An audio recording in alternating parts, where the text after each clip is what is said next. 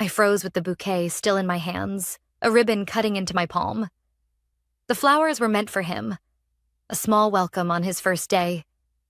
He looked past them, past me, and said, "Jessica Ward, your time here is over." No hello, no why. Just the sentence that pulls the floor out from under a person. I didn't drop the bouquet. I didn't beg. I stood there long enough to feel the sting spread from my throat to my eyes. Then I nodded once and let my face go still. The receptionist stared. A junior from my team half rose from a chair and sat back down. It felt like the lobby itself held its breath, waiting for me to crack. I didn't. I tucked the bouquet under my arm and walked to my desk. In the years I'd been here, I had done the messy, invisible work. The kinds of things no ribbon cutting ever shows. Building vendor trust one late-night call at a time. Pulling a failing rollout out of a nosedive. Training new hires who were now managers. It had cost me more than a few birthdays and a marriage, but I told myself it mattered because the results were real. Because I was building something that would outlast whatever name sat on the corner office. Apparently, that name decided I was disposable before he knew where the bathrooms were. I packed slowly, ritual more than necessity. A family photo. A chipped mug with our first big client's logo. A stack of handwritten notes from the team. Thank yous and jokes, small anchors that had kept me honest on days when the job turned heavy. I placed the bouquet on top of the box like a strange, polite gravestone. People watched. Some mouthed, "What happened?" I gave the smallest shake of my head. Don't. Not here. In the elevator, it hit me in waves. Humiliation, then anger, then a sharp, clean focus that surprised me. On the walk to the car, the anger faded, but the focus stayed, firing me on his first day, before a single one-on-one, before review, before even asking what was in motion. He had no clue. 3 days earlier, I had sat in a glass-walled conference room across from Sable and Hart's general counsel and operations chief. It was the final pass on a supply agreement a year in the making, one that would underpin our expansion for the next 5. We had cleared pricing, timelines, logistics headaches you only notice once trucks start rolling. Then their counsel slid a final page across the table. "A key person clause," she said. "We've been burned before." My name was there in black ink. Project Director of Record. Continuity of leadership on our side wasn't a courtesy. It was a condition. If I left the company or was reassigned without mutual written consent, Sable and Hart could terminate immediately. No penalty to them, and we would forfeit the onboarding credit line we were counting on to finance the ramp. I knew why they wanted it. I also knew we needed the deal. So we negotiated. Tight timelines, limited carve-outs, clarity on what reassignment meant. And then we signed. I left that room with 2 things. Their trust and a document that made me, in effect, the hinge the door swung on. I didn't tell anyone at the office beyond the usual approvals. The red lines were in legal, the signatures were in the deal room, and the clause was in the version control system that pings whenever anyone alters a comma. It wasn't a secret. It was just something you only see if you look. He hadn't looked. At home, I set the box on the kitchen table and stared at the bouquet until the water beaded at the stems. I thought of calling my mother, who would have said, "Come over, we'll make tea. We'll watch something dumb until we laugh." I thought of my ex-husband's last accusation. "You love that job more than you love breathing," and wondered if he'd feel vindicated. My phone buzzed with messages from the team. I didn't respond. Not yet. I wasn't going to run back waving a document like a victory flag. I wasn't going to text the new CEO a list of reasons he'd made a mistake. A person who believes power is a stage prop doesn't hear reason. They only hear applause or silence. I gave him silence. I opened my laptop. I forwarded nothing. I printed nothing. I wrote down in a private notebook everything that had happened from the moment I walked into the lobby to the moment I closed my front door. Names, words, small details I knew memory would blur by morning. Then I closed the notebook and made dinner. Underneath the embarrassment was a different feeling, One I hadn't expected. Relief. Not relief at losing a job I had bled for, but relief at finally seeing the truth of the place I worked. Some people wear their values like a uniform, others only when the weather suits them. Today had been a hard, clean forecast. I slept badly. Dreams full of hallways and locked doors. Morning light sharpened everything. I brewed coffee and, for lack of anything else to do, trimmed the bouquet stems and moved them to a heavier vase. I had given them for good optics. I kept them now to remind myself of something better. Intention carries weight even when it's ignored. I didn't need to make the first move. The company would. Sable and Hart's onboarding packet triggered automatically once all signatures were verified. It included a welcome note, access credentials, and a polite reminder of the key person clause with the line, "We value continuity. If circumstances change, notify us immediately." Legal received the same packet. Finance received the draw schedule tied to that same contract. I poured my coffee and watched the steam rise. Somewhere, in an office with a view and a nameplate not yet screwed straight, a notification pinged. Then, another, and another. By the time I set the mug down, my phone was face down on the table and the vase was steady in the center, a small, stubborn flame of color in a quiet kitchen. I didn't touch either. Across town, the receptionist would have stood, heels tapping, folders pressed to her chest. She would have knocked once and not waited. The door would have opened. His gatekeeper, stormed inside. "Sir, you need to see this." When my phone rang that morning, I let it buzz until the screen went dark again. Then it lit up a second time. Same number, our company's main line. I knew if I answered, a floodgate would open, and I wasn't ready. I sipped my coffee, deliberately slow, and tried to focus on the ordinary things.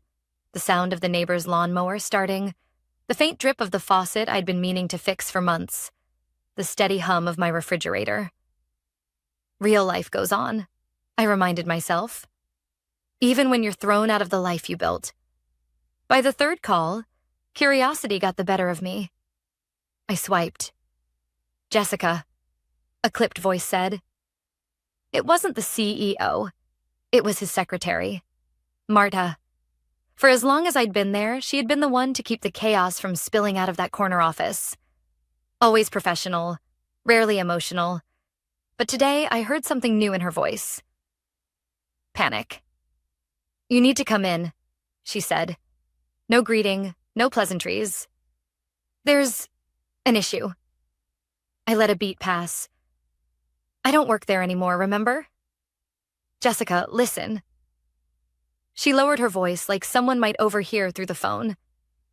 "The Sable and Hart contract is unraveling. Legal flagged your name. They can't move forward without you. Mr. Cole..." She caught herself, then corrected. "Mr. Ward. That's what he's calling himself now. He doesn't understand. He thought it was a formality. It's not. He needs you back in that chair before this blows up in his face." Her words tumbled quickly, each one heavier than the last. I set the mug down before it slipped from my hand. I should have felt vindicated, maybe even smug. But what I felt instead was an ache in my chest, the kind you get when someone finally admits what you already knew. That all those nights, all those sacrifices weren't invisible after all. They mattered. They mattered so much that the deal could not exist without me. "I'm not going to rush over just because he made a mistake," I said finally, surprised at how calm I sounded. "He fired me, Marta." On his first day, without so much as a conversation, silence stretched on the other end. Then, carefully, she said, "I understand. But please, think about it. The board is already circling. They won't tolerate losing Sable and Hart." I ended the call without making a promise. My pulse hammered in my ears. The rest of the morning blurred. I tried reading, but the words floated. I went for a walk, but every face I passed looked like it might stop me and ask why I wasn't at the office. By lunchtime, I had no appetite, only a gnawing question. Did I want to save them? Because I could. One call, one meeting, and the deal would steady again. But that also meant stepping back into the same halls where I'd been dismissed like a spare part. I didn't owe them that. Still, I owed myself clarity. So I did something I hadn't done in months. I called Nicole, an old colleague who had moved to another firm but still kept an ear to the ground. If anyone knew what was really happening inside, it would be her. She picked up on the second ring. Jessica? Oh my God, I heard. Are you okay?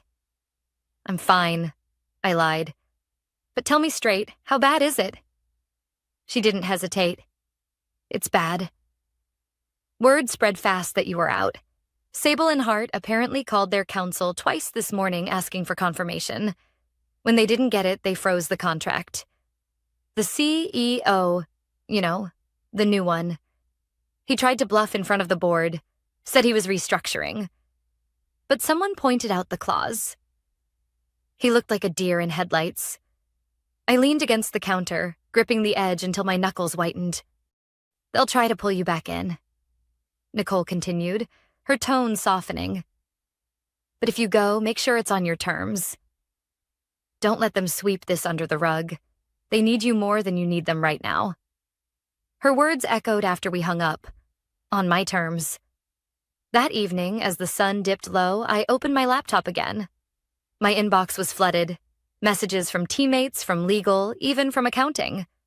Most were polite, urgent, professional. A few carried a note of desperation. But one stood out. It was from Marta again. Just 4 words. Please call me tonight. I didn't reply immediately. Instead, I opened the scanned contract. Line by line, I traced the clause that now held the entire company hostage. My name wasn't just ink on a page. It was leverage. Proof that my work, my presence, had weight. And for the first time since being fired, I felt the balance shift. Not in their favor, in mine. I closed the laptop and sat in silence, watching the city lights blink on through the window. Somewhere in that glittering grid, he was pacing, scrambling, trying to stitch together authority he hadn't earned. And somewhere beneath him, the people who once looked to me for direction were waiting, uncertain, whispering in the halls. This wasn't just about a job anymore. It was about respect, dignity, about whether years of loyalty could be erased by a careless decision or whether I would finally demand what I was worth. I picked up my phone. Not to call Marta. Not yet. But to draft a message. 7 words, nothing more. We can talk. My conditions, not his I didn't hit send. Not that night. But the words sat there on the screen, glowing back at me. A reminder that for once, I wasn't the one waiting for permission. For once, the power was mine. I stared at the unsent text for a long time, then finally tapped send. We can talk. My conditions, not his. Marta called within a minute. What conditions? She asked, voice low like she'd stepped into an empty corridor. I want a written reinstatement retroactive to the day I was fired, I said. Full authority over Sable and Hart with no interference. I report directly to legal on this one, not to the CEO. If anyone tries to reassign me without the client's written consent, the contract stands and I walk with severance intact. Also, a non-retaliation clause. She was quiet, taking it down. I'll get legal and HR in a room. Can you come in? I'll come as a visitor, I said. No badges until I sign. When I pushed through the lobby doors, the air had the charged stillness of a storm about to break. Faces lifted. Conversations clipped off mid-sentence. The bouquet I'd left yesterday sat on the receptionist's shelf in a too small vase, petals already soft at the edges. I kept my eyes on the front desk. Miss Ward, the receptionist said, relief flickering across her face. They're expecting you. Security issued a visitor sticker like I was any other outsider. The elevator ride felt longer than usual. When the doors opened, I caught reflections of my own expression in the glass. Calm on the surface, something coiled beneath. Marta met me at a conference room. She looked like the kind of tired that comes from trying to hold a building together with a roll of tape. General counsel is inside, she said. HR2. Legal had sent their senior, Amir Patel, gray at the temples, reading glasses perched on his head. HR's director, Elise, sat beside him with a folder already open. No CEO. Jessica, Amir said, standing. Thank you for coming. I'm here for the contract, I replied, taking the seat closest to the door, and to make the boundaries clear. He nodded, slid a draft across the table. Reinstatement letter, retroactive. Addendum assigning you sole authority over the account for the duration of onboarding. Non-retaliation language here. We removed reasonable where it could weaken your autonomy. I read every line, pen uncapped. Strike subject to business needs, I said, tapping a sentence. That phrase is a loophole. Amir scratched it out without argument. Elise added a sticky note. The red lines began to feel less like leverage and more like scaffolding. Plain, structural, not dramatic. Necessary. The door opened. The new CEO walked in, all polished impatience. He didn't look at me at first. He looked at the papers. What are we doing? He asked, too loudly. Repairing what you broke, I said, not raising my voice. His jaw worked. We don't negotiate personnel decisions with employees. You do when a client has a key person clause, Amir said. Even. We're exposed. The CEO took a step closer to the table. I'm not comfortable with this reporting line. She should report to me. You're not listed anywhere on the Sable and Hart governance grid, I replied. They don't know you? They do know me. That's the point. He glanced at Elise, looking for an ally. She kept her eyes on the folder. This isn't personal, I added. It's continuity. Either we honor what we signed or we admit we agreed to terms we didn't read. Amir slid him a copy of the executed contract, a yellow tab marking the clause. He stared at it, then at me. The posture of a man who had expected the room to bend and found it stubbornly square. Fine, he said, but the word was brittle. Sign it. I will, I said. After one more thing.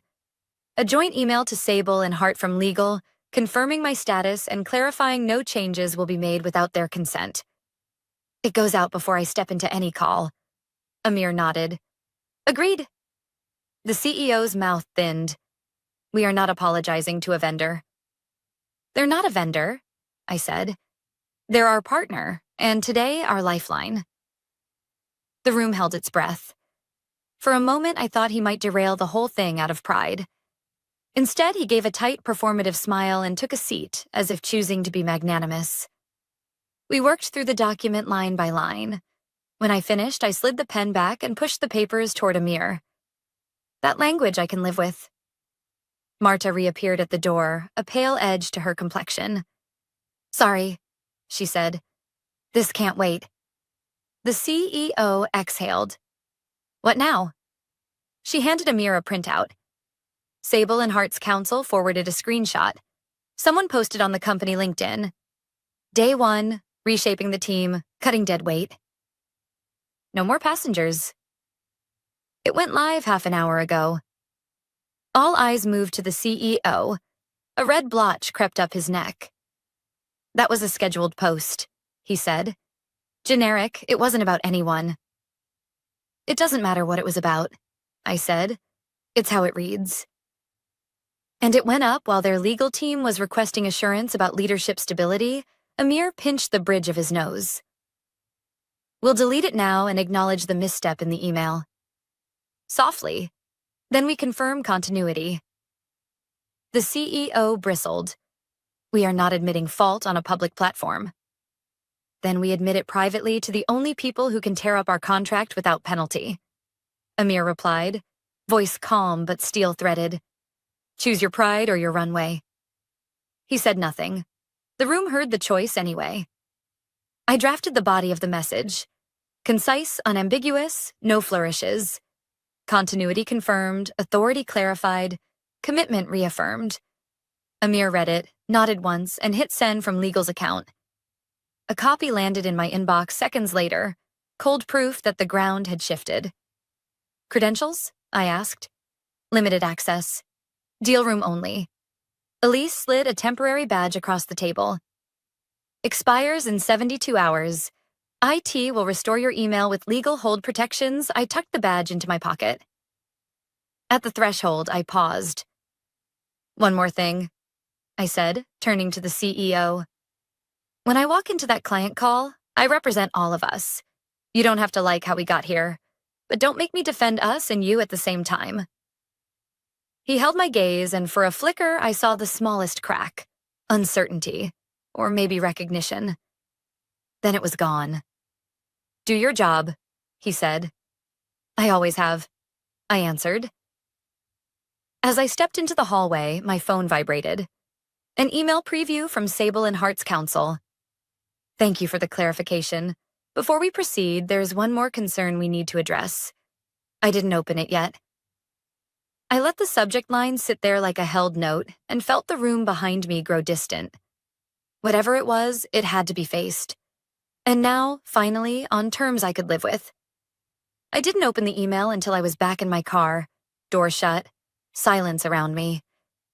My hands trembled slightly as I tapped the screen. Before we proceed, we need to address leadership stability. We understand Miss Ward's authority is intact. However, we have concerns regarding public communications that suggest internal instability. Kindly confirm who speaks for your company during this transition. I exhaled. This wasn't just about me anymore. It was about the company's credibility. One clumsy LinkedIn post had turned a straightforward onboarding into a negotiation about trust. I drafted a reply in my head while staring at the steering wheel. Clear, concise, professional. No emotion. Just reassurance that I was their point of contact. But I knew better than to send it myself. It had to come from legal, stamped with authority, copied to the board if necessary. Otherwise, it would look like I was patching holes without backing. So I drove home, laptop bag beside me, the visitor badge still clipped to my coat pocket. By evening, the company had already issued an internal memo. Jessica Ward reinstated as project director for Sable and Hart. All communications to run through her office.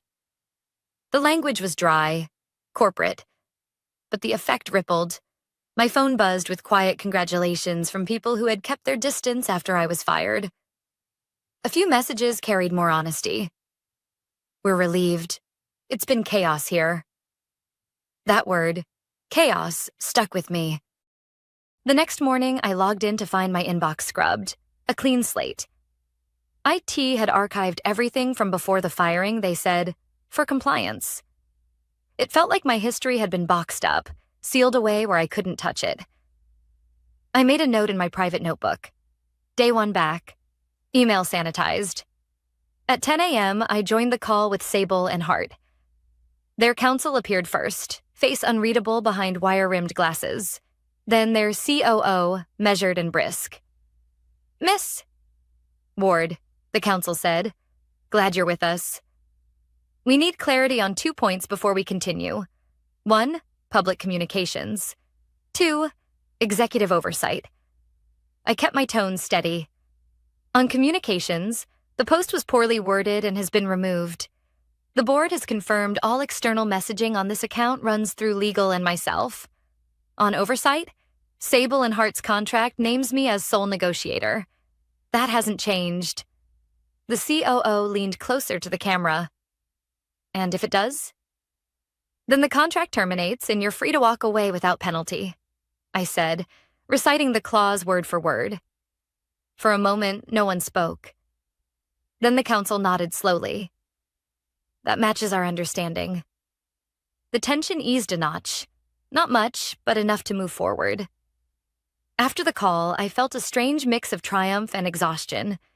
I hadn't won anything permanent, only bought breathing room. But sometimes, in business and in life, breathing room is the difference between collapse and recovery.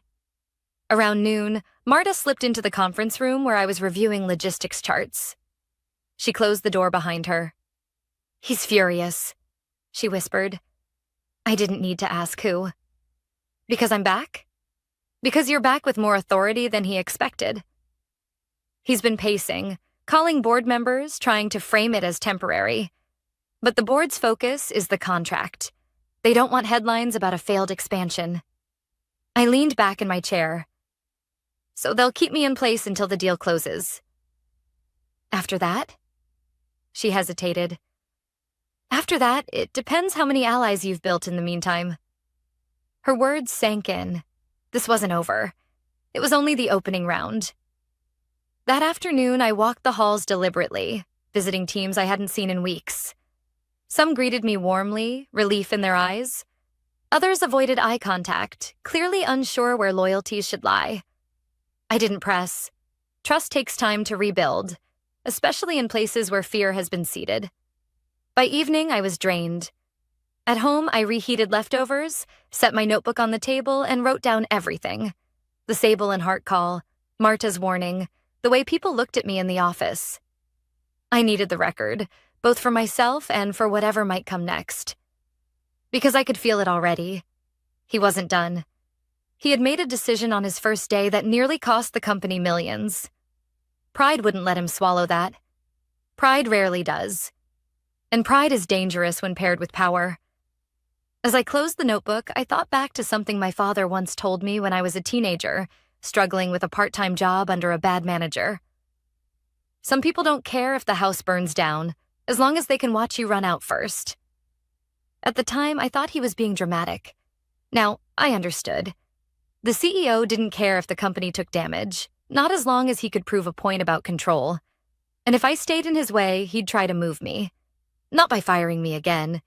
He'd learned that lesson. But by smaller cuts. Whispered doubts. Manufactured mistakes. The kind of sabotage that leaves no fingerprints. I set the fork down. Appetite gone. The message from Sable and Hart had been handled. The contract was steady. For now. But the real storm wasn't outside. It was inside those walls, in the office where he sat planning his next move. And I knew, with a certainty that left a chill in my chest, that this wasn't just a battle for a contract anymore. It was a battle for survival. Sable and Hart set a final sign-off for the following afternoon. One call, then a site visit the next week to kick off. It should have been routine. I spent the morning tightening the checklist. Handover notes, logistics milestones, an FAQ for their operations lead. At noon, my screen flashed with a new message from their counsel. Can you confirm Schedule B is your final payment schedule? I frowned. Schedule B was locked. We had settled the milestone amounts 2 weeks ago. I opened the attachment they'd forwarded back. Our letterhead, my name on the footer, but the numbers were wrong. The deposit was lower, the second milestone pushed out, and a new performance holdback appeared like a stowaway sentence. I hadn't touched it. I pulled the file history from our deal room. Versions don't lie. The official V14_final_signed showed the correct amounts, last edited by me and Amir from legal. The one Sable and Hart received was V14_final_signed 1.pdf, uploaded from a shared admin account 37 minutes earlier. Same file name, different hash, and a one-line changelog. Minor formatting. I took a screenshot of the metadata and walked straight to legal. Amir looked up as I entered. What is it? I put both versions in front of him. They got a counterfeit Schedule B. He scanned, then swore under his breath. Who has access to the shared admin account? IT says only 2 offices, Executive Suite and Finance, I said. Timestamp matches when the CEO was in the building. Marta slipped in behind me, closing the door softly. You're not going to like this, she said. He told procurement to update the schedule before they lock us in. He thinks the original terms are too generous. Amir's jaw set. He can't unilaterally change executed terms. If Sable and Hart thinks we're moving the goalposts, they walk and keep their leverage. I dialed Sable and Hart's counsel and put the call on speaker. You received an unauthorized document, I said, voice steady. Please discard it. Legal will send a certified copy of the executed schedule from our repository, and we're initiating an internal review of access controls. The counsel didn't bother hiding his irritation. We negotiated in good faith, Ms. Ward, this looks like bad faith. I understand, I said. Give me 2 hours. You'll have a governance letter signed by our board chair reaffirming the original terms and my authority. If I can't deliver that, we accept your right to terminate. A pause. Then, 2 hours. We hung up. Amir was already drafting. I'll get the chair on, he said, reaching for the phone. The CEO arrived without knocking, eyes flicking to the papers. Status? Amir didn't look up. We're correcting an unauthorized change. The CEO's smile was thin. There's nothing unauthorized about optimizing cash flow. You altered an executed schedule, I said. That's not optimization. It's breach. He shrugged like we were haggling over lunch. They'll accept the new timing. They need us as much as we need them. Not with a key person clause and a termination right, Amir said. And not when the edit came from an account controlled by your floor. Color rose in the CEO's face. Are you accusing me? I'm stating facts, Amir replied, and I'm calling the board chair. The next 90 minutes were a sprint. Amir secured the chair's signature on a governance letter that did 3 things in plain language. Reaffirmed the original Schedule B, confirmed my sole authority per contract, and placed all future document control for this deal under legal, not the executive office. IT produced a log of the upload path for the counterfeit file and locked the shared admin account. HR placed procurement's update instruction under hold. It was clean, dull process work, the kind that saves companies. We sent the package to Sable and Hart at 1:46 p.m. Their counsel replied 3 minutes later, received. Proceeding with final sign-off as scheduled, the COO added a single line. Appreciate the clarity. When the door finally closed, the room exhaled. The CEO didn't. He pointed at me. You went over my head.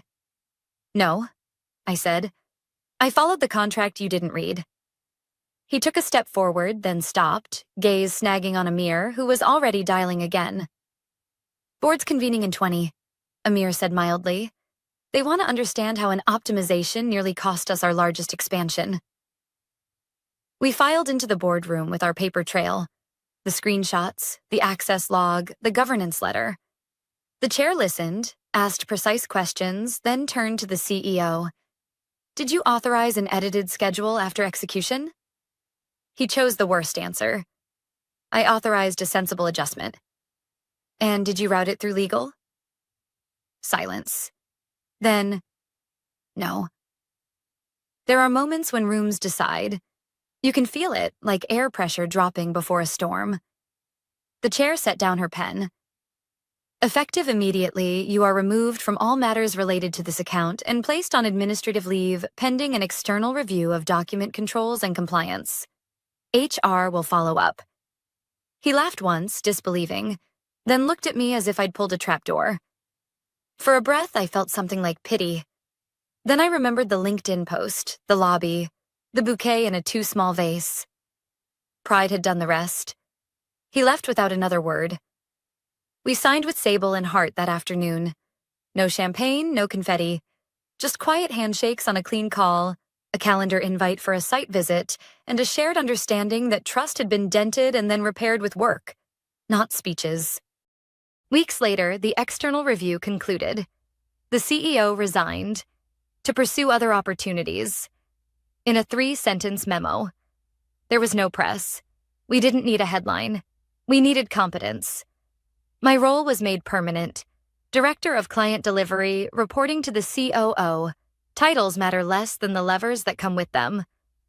I used mine to fix the plumbing. Strict version control. Approval matrices that didn't bend under charm. A simple rule that anything sent to a client had 2 pairs of eyes and an audit trail.